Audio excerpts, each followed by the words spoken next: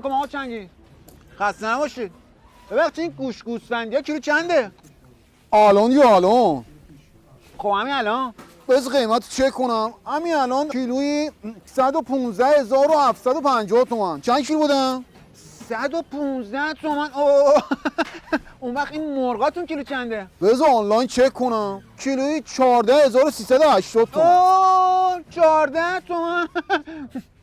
میگم آقا چنگیز آیت پارسال همین موقع دلار یوهی رفت رو 6-7000 تومن. بعد جهانگیری اومد تو تلویزیون گفت دلار 4200 تومنه. همه افتادن دنبال دلار جهانگیری، دلار جهانگیری، دلار جهانگیری. خب بعدش همین دیگه.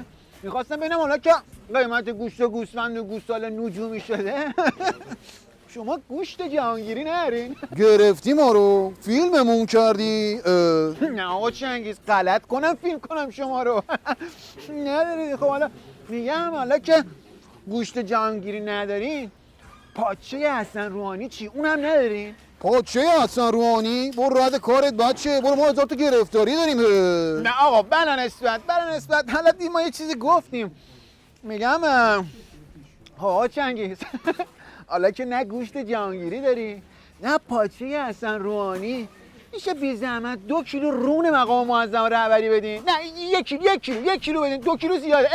غلط کردم مثل اینکه تو زبون آدمی زادی حالیت نی. واس بینم آقا چنگیز غلط کردم. ساتور رو بزنیم. نه غلط بابا شوخی کردیم دیگه بابا.